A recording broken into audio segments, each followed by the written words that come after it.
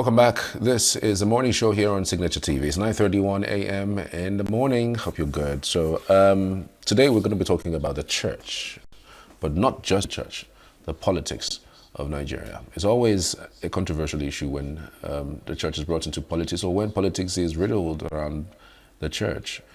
One of the candidates of the 2023 presidential elections, was accused of going around the churches and whipping up sentiments. And if those were gatherings of politics, I'm sure that it wouldn't be a problem. But because it's a church, then you can imagine what the uproar is about. But then what is really the role of the church in Nigerian politics? Do they really have a role? Do they really have an interchange of some sort? We would have a pastor speak to us regarding that. The Reverend Dr. Richard Akwah. He is the lead pastor, Assemblies of God International, Wani. Good to have you. Good morning. Thank you so much. I'm glad to be here this morning. Right. What for you are the roles specifically of the church in politics, especially the Nigerian system? Well, the problem in Nigeria, is there are a lot of problems when it comes to politics. But then I want to borrow the words of Martin Luther Jr. He said that the church should not be looked at as the master or the servant of the state, but rather the church should be looked at as the conscience of the state. In other words, what the conscience does to the human body is that the conscience is able to tell the human mind when you're doing well and where you're not doing well. But then when the conscience begins to look at issues of the mind, and then where the mind is not doing well, and the conscience begins to say to the mind, you're doing well, that means there's a problem. So in Nigeria, politics has its positive side and the negative side. So one problem we have is that I want to also quote a scripture, Psalms 11, verse 3. It says, if the foundation is destroyed, what can the righteous do? So when the foundation of the political entity in the country is being destroyed, it becomes a problem. For instance, when you look at the electoral process, people do not have that confidence anymore in the electoral process because it's the electoral process that will produce the leaders. So the church, as the conscience of the state, should be able to tell where the government is doing well and where the government is not doing well. That's the problem we have. And then another problem is the cultural diversity of Nigeria. So what we have in Nigeria is what we can call a tribalistic politics, where politics becomes who gets what, when do I get it, how do I get it. So it's no longer about good governance. Like in developed countries, politics is about good governance. And then you see people who have gone through the system and people who the citizens trust that can really lead them, to success. But here in Nigeria, there are so many problems. And I want to say that if those foundations are not repaired, the problem will remain. So the role of the church is to point out where the need of the people are and also where the leaders must look at so that they can help this very nation, Nigeria. Does it also direct the people to vote a certain candidate? Well, the church is made up of people who have been in the country and know who is aspiring for one leadership position or the other. So that the church should also have a direction in that it's not really you need to influence who people will vote for, because the church is supposed to be neutral. And when the church is neutral, you look at the people coming out for leadership, and you should be able to say, okay, this person is the right person. But internally, the church can begin to pray that the Lord will be able to bring that person that they believe will help, direct the affairs of the nation positively. No, but by neutrality, I don't understand this explanation by you being neutral, appointing somebody to be the right person, but then going inside to pray. I don't understand that. No, if you bring it out publicly, the church will be seen as partisan. The church is not supposed to be partisan. That's the way I see it. The church is not supposed to be partisan. Just as I told you initially when I started, the church is a kind of conscience of the state. The church should be able to give a direction. So, but when the church comes out and becomes and says, this is the candidate we want, you get my point? Yeah.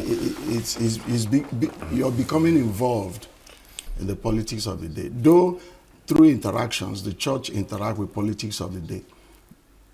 Yeah, but it's almost seems as if the church has become scared of doing the right thing. By doing the right thing, I mean, if you know a certain candidate is the right candidate, yes, what is wrong with coming out to endorse the person? Because again, it's the same thing that we're saying, oh, well, they will say the church is not sure, it's neutral. They haven't come out to endorse anybody, and so they just have to be neutral. Because even in the neutrality of things, there is no way you will take sides. Yes. So why wouldn't the church come out and endorse one candidate above other, knowing that this person would champion the interest of the church? Because at the end of the day, it's all about interest. We've seen in this particular country where an entire community, a Christian community, are being massacred. Churches are being attacked. And the church will stand akimbo. We don't want to come out so that they will not kill us. Is that what it is? No, that's not what it is. But just as I told you, one of the problems in the country is the cultural diversity and the tribalistic nature of Nigeria. It's true we have three major ethnic groups: the Hausa Fulani, Igbo, and then Yoruba.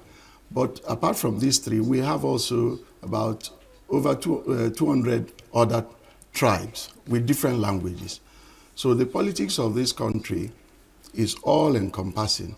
And then when the church comes out and say we are supporting this very candidate, you understand. You also have like Muslims who are also involved in the politics of the nation. And you remember, just in the last election, the church was against Muslim ticket, feeling that the church is not well represented. So in such scenario, the church can actually stand its ground and say, this is where we don't agree with this, and this is where we don't agree with this. This candidate is the right person. But what I'm saying is that when the church begins to support one candidate entirely, other people will look at it that the church is becoming too partisan. Do you think that the church has been undermined in this country severally with the crescendo being the last election, a situation where a particular political party decided to field two candidates in one ticket and they're all Muslims, and even where the hue and cry happened and still ended in the deaf ears? Do you think that the church has been undermined over the years? Because some people think that it's because of this grandstanding of the church not taking a definitive step about something. That's the reason why a party would, foist it on our faces and say, this is what we're going to do anyway. Yes, for instance, the Muslim religion. The Muslim religion doesn't separate the state from religion. They see that the state should be manned by a Muslim, especially in a country like this. But you remember that some time ago, we also had this issue of how can Muslims and Christians exist in the same nation. So, and this is where what gave rise to a particular committee. We call it the inter-religious committee or interfaith committee, where some group of people were co-opted, Christians and Muslims, to see how both religions can coexist in the nation. So, but this last election was somehow too open that even when the Christians were crying that this Muslim ticket wasn't the right thing for the nation, well, because of the type of politics we have here, just as I told you, politics of tribe and who gets what. So the right thing to be done was not looked at. And that's why today we still have that Muslim ticket. So but I feel that the church should rise up to help improve the national development of this country, so that we can as well, if somebody is doing well, you commend the person. But if somebody is not doing well, it will be wrong for the church to come out and say, this person is doing well. Let's give him another tenure. You know, it will now be wrong. So the church should stand out and say this is right and this is wrong, or this is the way the politics of the nation should go. So do you think that with that move that the church was undermined? Well, I wouldn't say the church was undermined, but I feel that somehow the Muslim brothers really looked, not that, I don't want to use your word undermine, but somehow they didn't do what is right. So what is the church doing about it? Because again, it's about what the church says, what they do. You know, in the scheme of things, it almost seems as if the Christian guy is like the good guy. Whenever things like this come up, when it is politics, when it is resources, the Christians wants to do good guy, and then we say, okay, just let things slide. Let things slide. Let them have their way. We will be fine. But when the table is turned around, it's always not like that. Do you see that way? Do Christians feel that way? And do you also think that the church needs to start doing some things along the lines of pushing and taking a stand on issues of national importance? Yes, the church has been doing something, especially, you know, the only thing is that the bodies like CAN, bodies like PFN, I wouldn't say they have allowed themselves to become servants of the state. You remember what I said? The church shouldn't be a master or servant of the state. The church should be the conscience of the state. But we have this group, CAN, which is supposed to, you know, kind of bring out the mind of the church, what the church needs in this country. But you find out that sometimes some people are allowed to be used by these politicians. You remember when a meeting was held, we had pictures of some bishops that went to a meeting at that time before the election. Some people were saying that these weren't bishops, that they were paid to attend those meetings.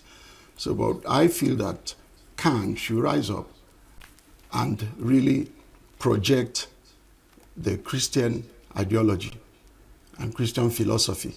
It's true we preach peace, but this peace also should also be preached so that the government will not undermine the Christian values and philosophy in this nation.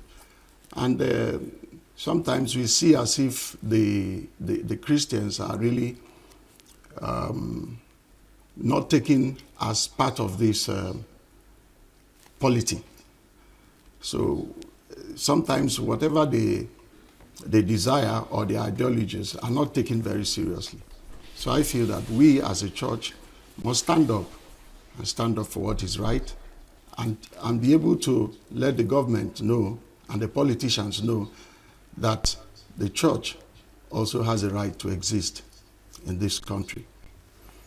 All right. I mean, we've seen several killings in the north, especially what we're seeing now, the scale of unbelievable. We're talking about Benue State.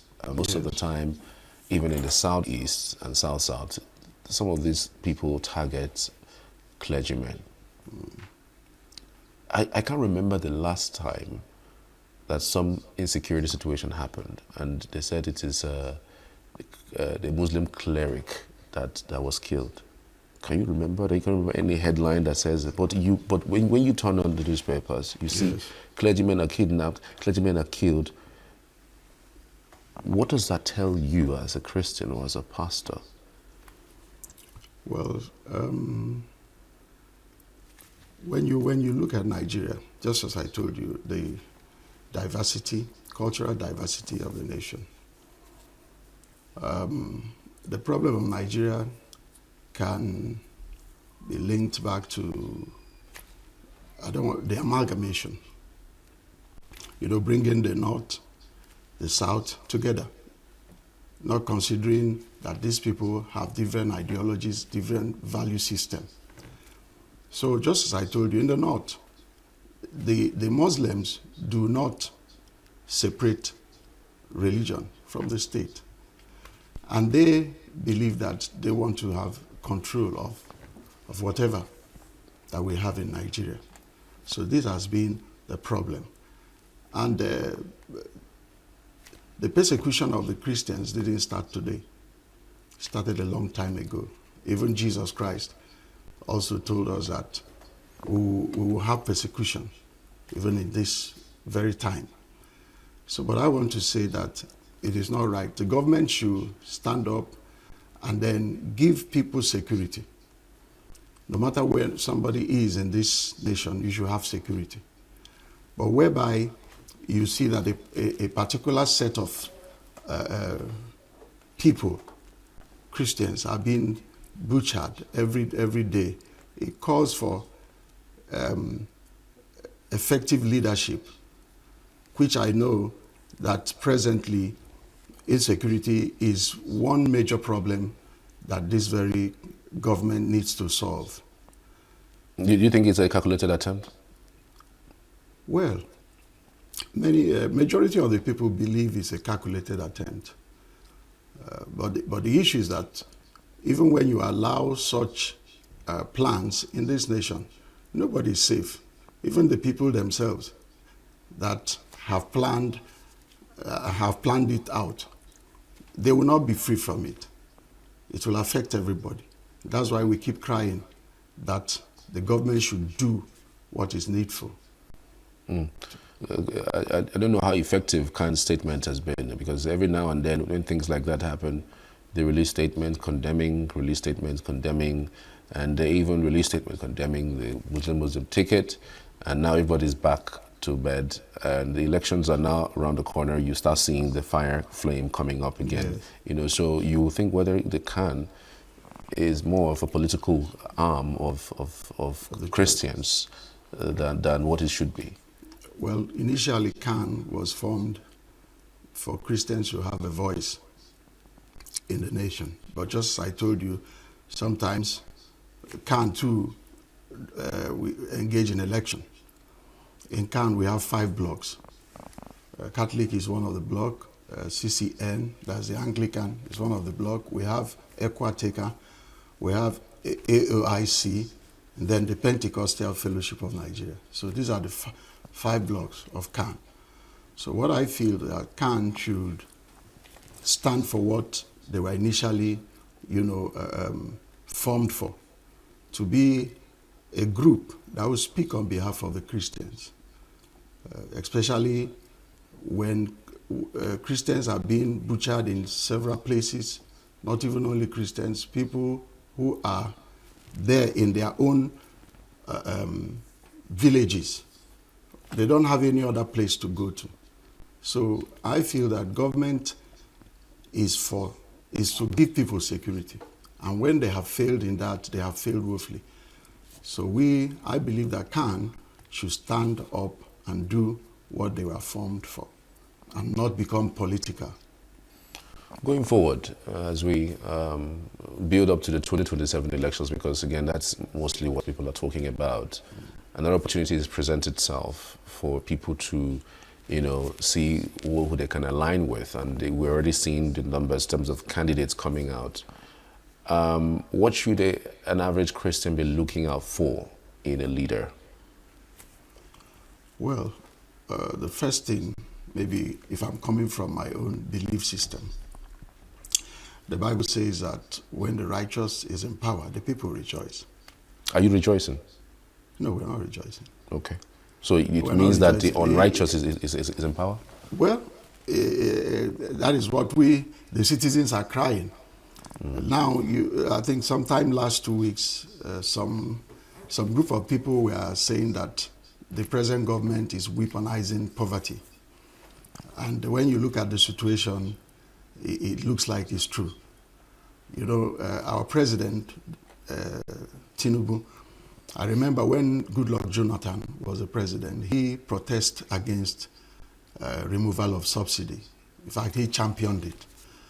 But I'm surprised that the first day during his inauguration, the first thing he did was to remove subsidy.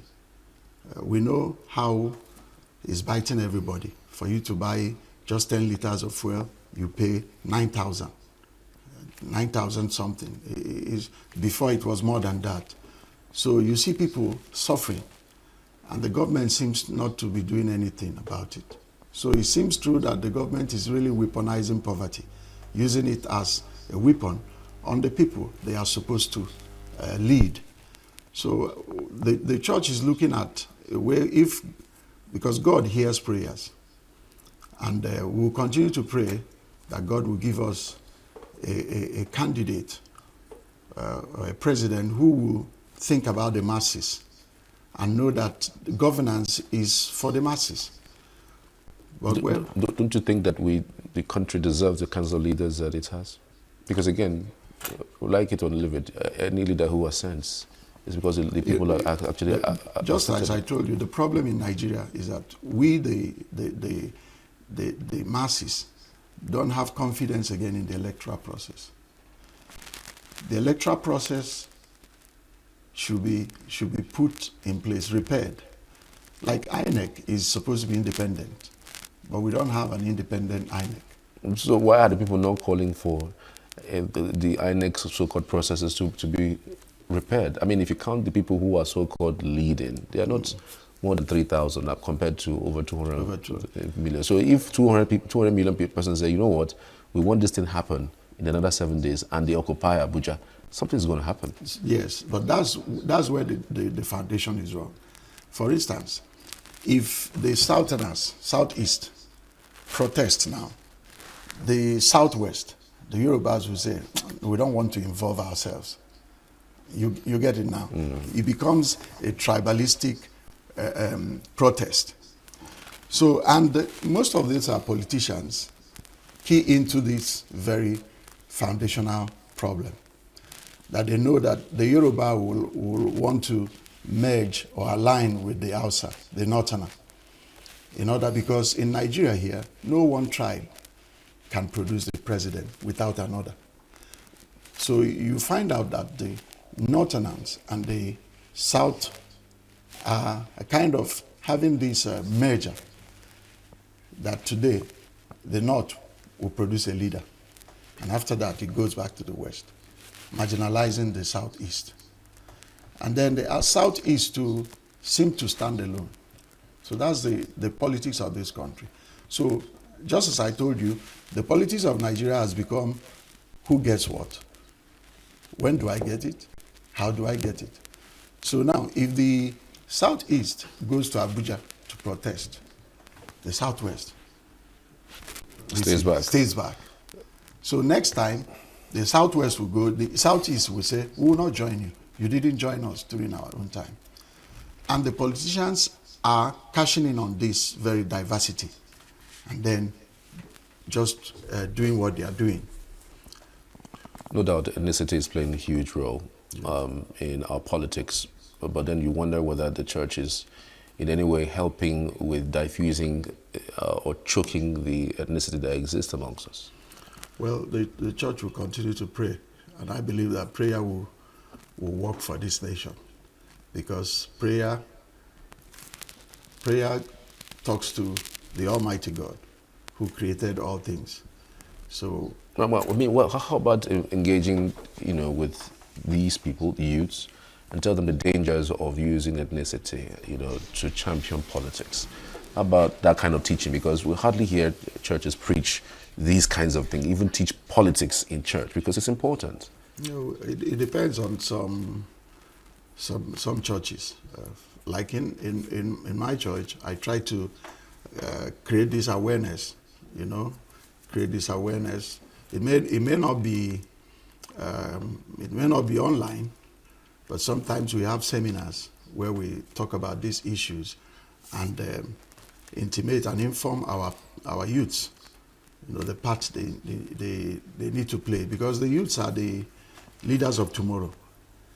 And then, but when you check some of these developed countries, you see their leaders in their youths. But here we have leaders who are close to 80, and you cannot compare a youth and a leader of that age. Macron, the president of France, is in his 30s. When Gowon was the head of state, he was in his 30s. Ojukwu was in his 30s. So there is need for the youths to stand up and know that they have a chance in this nation to be leaders of tomorrow. Do you think clergies can basically aspire to become political leaders from the pulpit without compromising their faith? I mean, we've seen people try it before. We've seen Bakare try it. Pastor Tunde Bakare. We've seen Chris Okotie, yes. But the problem remains that the politics of this country is money politics. I mean, so if you have a pastor who has money, I mean, wouldn't it? It does look like you don't think it's a good thing for a pastor to abandon pulpits to become a leader. If he has a calling, if God calls him to leave the pulpit and go into administration or governance, well, God will also support him. You don't think there's something that you can do? Myself? Yes. I've not received that call. But if you receive the call, would you go? If I receive the call, I will. So how would you know that you've been called? Well, God calls one in different ways. So, and I believe that if God is calling me into politics, he will also assure me to go into politics. Many people have tried it and didn't go beyond, just as I told you, the process. Nobody is sure of the process. 2027, we are praying that the process that will bring in the leaders of this nation will become the correct process. In developed countries, for instance in US, if it's in Nigeria, do you think that Trump will come back as a president? It's not possible. But here, anything goes. Anything goes. So the major thing is to put in place the right electoral process that will produce the right leaders that we want. You saw what happened in 2023. People believe that Peter Obi won an election. People still believe that he won the election. But somehow, because of the Nigerian factor, a lot of things happened. And when you look at 2027 now, it will take a lot of awareness and mobilization to get people to be involved again in voting as we did last time. Because anybody you talk to will tell you, my vote won't count. My vote won't count. So we need to start putting foundations right. The electoral process. The electoral process. The authorities in power the incumbent shouldn't have control over the electoral process that bring them in. Or here, he appoints, he puts in who he wants, and it will be like a payback time. All the appointments made is to help the person in government, which is not supposed to be so. And then also the judiciary, which is supposed to play a major role in helping effective governance, is also compromised. So I believe that the church will do all it takes to do is to be the conscience of the state so that we can be able to put things right. All right. Reverend Dr. Richard Akwah, many thanks. We truly appreciate Thank your you so much. insights on the program this morning, discussing on the topic, the church and politics of Nigeria. Thank you so again. much. Very good.